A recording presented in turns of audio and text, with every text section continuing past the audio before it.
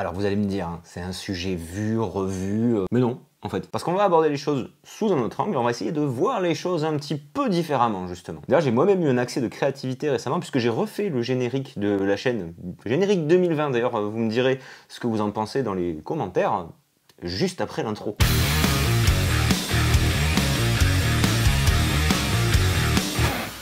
Et salut les gens derrière l'écran, c'est François pour la chaîne Explique-moi encore. Je suis ravi comme toujours de vous retrouver une nouvelle fois sur cette chaîne. D'ailleurs, si vous vous intéressez à la vidéo en général, aux caméras, au matériel, tout ça, vous êtes tombé sur la bonne chaîne. Donc vous pouvez envisager de cliquer sur le petit bouton s'abonner qui se situe juste en dessous, hein, là juste en dessous de la vidéo. Vous pouvez cliquer, la cloche, tout ça, parce qu'il y aura sûrement des choses qui vont vous intéresser sur cette chaîne. Alors la créativité, c'est un sujet très vaste et très complexe et on en entend beaucoup parler, surtout en ce moment, hein, et c'est très bien d'ailleurs, c'est très bien d'exercer sa créativité, mais j'ai eu envie de l'aborder sous un angle un petit peu différent de ce qu'on peut voir d'habitude, avec des conseils et des secrets qui ne sont pas forcément abordés dans les vidéos traditionnelles qu'on peut trouver sur YouTube, qui sont, ceci étant dit, souvent très bien faites aussi, hein. C'est pas un jugement de valeur, c'est juste une autre façon de voir les choses. Parce que je m'interroge un petit peu sur les conseils créatifs dits classiques. Est-ce que si on vous donne une marche à suivre et que vous l'appliquez, vous devenez créatif? Ça, je vous laisse en débattre dans les commentaires et de me dire si vraiment c'est de la créativité ou pas. J'ai pas forcément la réponse à cette question, mais ça m'intéresse de savoir votre opinion. Mais alors du coup, pour aborder le sujet de la créativité, je me suis dit que la meilleure chose à faire, hein, avant tout démarrage, c'était de définir exactement ce qu'était la créativité. Et je suis donc allé ouvrir mon dictionnaire, je suis allé sur internet, hein, sur la Larousse en ligne, parce que qui a encore un dictionnaire? Qui? Avez-vous un dictionnaire chez vous, un dictionnaire papier? Non, je n'ai pas de dictionnaire, mais j'ai internet. Pour répondre à cette question, c'est quoi être créatif? C'est quoi la créativité? La créativité, selon donc le dictionnaire Larousse, c'est la capacité, faculté d'invention, d'imagination, de création, le pouvoir créateur.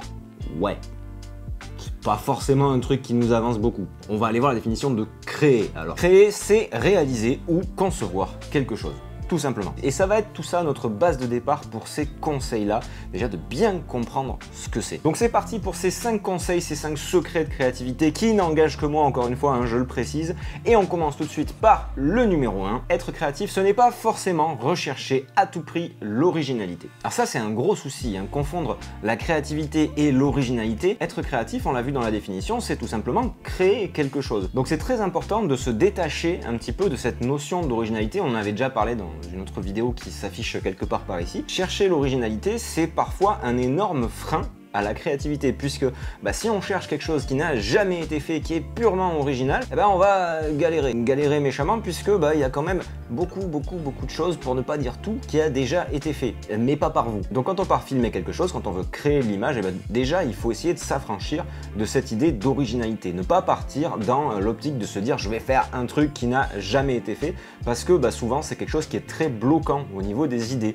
Le fait de reprendre quelque chose qui a été fait, de filmer quelque chose que vous avez déjà filmé, ça n'est pas du tout problématique dans la mesure où vous créez, ça entraîne une dynamique. Et puis il y a aussi le fait que vous ne savez pas ce qui peut se passer pendant un tournage, hein, un tournage qui peut avoir l'air totalement bateau, quelque chose que vous avez fait 50 000 fois, il suffit qu'il y ait un alignement de planètes, ce tournage se transforme en quelque chose de très créatif, voire même de quelque chose d'original. Il suffira par exemple qu'il y ait une lumière ce jour-là très particulière qui rende votre tournage complètement ouf, qu'il y ait des émotions qui se dégagent de ce que vous allez filmer qui vont être uniques ce jour-là parce que ça a été ce jour-là, vous l'aviez pas prévu, et au final on va avoir quelque chose de très créatif et de très joli, et ça va stimuler aussi éventuellement votre créativité, votre imagination. Voyons maintenant le deuxième conseil. C'est plutôt une maxime en fait qu'un conseil, mais vous allez voir, c'est quelque chose qu'on peut suivre et qu'il faut absolument, à mon avis, suivre. C'est que les choses changent plus difficilement que le regard qu'on peut porter sur elles. Et là vous vous dites, qu'est-ce qu'il vient de dire? Il a pris des produits bizarres et il est fou. Non, vous allez voir, je vais vous expliquer, pas de souci. En fait, c'est très simple. Souvent, on se dit qu'on a fait un peu le tour des choses qu'on a filmées, des choses qu'on sait filmer, des endroits où on a pu aller filmer, et ça nous bloque. On se dit, il me faudrait que j'aille dans un endroit extraordinaire, il faudrait que j'ai quelque chose d'extraordinaire à filmer, que j'ai jamais vu, et ça, c'est pas du tout une raison suffisante, et au contraire, ça peut être encore une fois un gros frein à votre créativité. C'est sûr qu'au bout d'un moment, dans notre environnement habituel, on a l'impression de tourner un petit peu en rond. C'est pour ça que c'est très important de changer et d'essayer de changer son regard sur les choses. Quelque chose que vous avez déjà filmé 10 fois, est-ce que vous l'avez filmé toujours au même moment de la journée? Ou est-ce qu'il n'y a pas par exemple un moment où vous n'avez jamais filmé cet endroit? Ça peut être de nuit, ça peut être le matin, ça peut être le soir, ça peut être en plein après-midi. Bref, le moment de la journée peut être très intéressant. Et il y a aussi tout simplement l'angle, le regard. Est-ce que vous avez filmé certaines choses avec toutes les focales possibles, depuis tous les points possibles, depuis tous les angles possibles? C'est certainement pas le cas, parce que sinon ça prendrait un temps monstrueux, ou alors vraiment vous avez beaucoup shooté. Mais clairement c'est une piste à explorer. Allez filmer des choses que vous avez déjà filmées, mais placez-vous tout simplement à d'autres endroits, utilisez d'autres focales. Vous avez fait du large d'habitude, faites du serré. Vous étiez en contrebas, mettez-vous en hauteur. Bref, tout ça, ça peut vraiment aider à la créativité plus que des petits trucs, voilà, de mettre des gouttes d'eau sur son objectif et tout ça, c'est très joli. Hein. Dans le long terme, c'est pas forcément le truc le plus utile de la Terre. Ça occupe, quoi. Ça occupe créativement parlant et c'est sympa, mais ça occupe. Le troisième point, c'est surtout de prendre la créativité comme elle vient. Parce qu'on connaît tous ces périodes où on a l'impression de n'avoir aucune idée, ou qu'elles sont toutes nulles.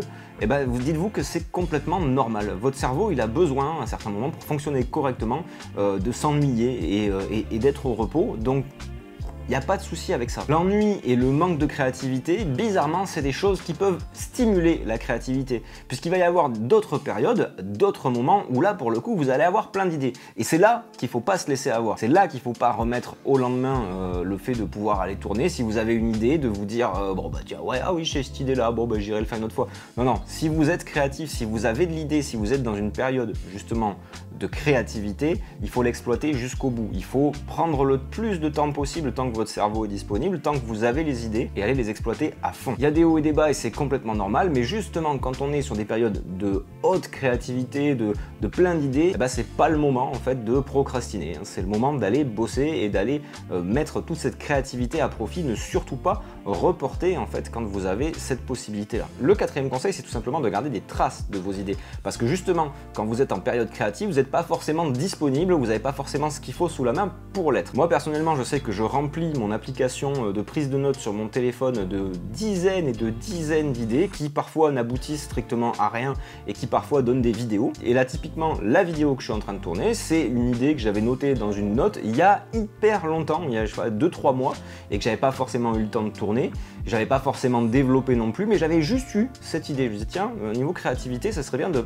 voir les choses différemment. Prenez des notes, vraiment écrivez tout, des notes vocales éventuellement aussi si vous n'avez pas la possibilité, si vous n'avez pas le temps d'écrire et tout, mais surtout écrivez tout, gardez tout ça et de temps en temps faites un petit tour. Quand vous êtes en période creuse justement, que vous n'avez pas d'idées, que vous n'êtes pas créatif, faites un petit tour de toutes les notes que vous avez prises. Ça va sûrement raviver des choses que vous avez éventuellement oubliées et ça va vous permettre peut-être de vous donner un nouvel élan de créativité. Enfin, le cinquième et dernier conseil, et qui est le plus important de tous, c'est qu'il faut accepter de ne pas être créatif en permanence. Même vos créateurs préférés, même tous les gens dont vous admirez les vidéos, il y a des moments ils sont pas créatifs, il y a des moments ils ont pas d'idées, ils sont exactement comme vous. Ne pas être créatif tout le temps, c'est quelque chose de normal, il n'y a pas à culpabiliser, il n'y a pas à se sentir moins bon ou tout ça par rapport à ça, c'est quelque chose qu'il faut accepter. Ce que je disais dans le point numéro 3, il y a des hauts et des bas.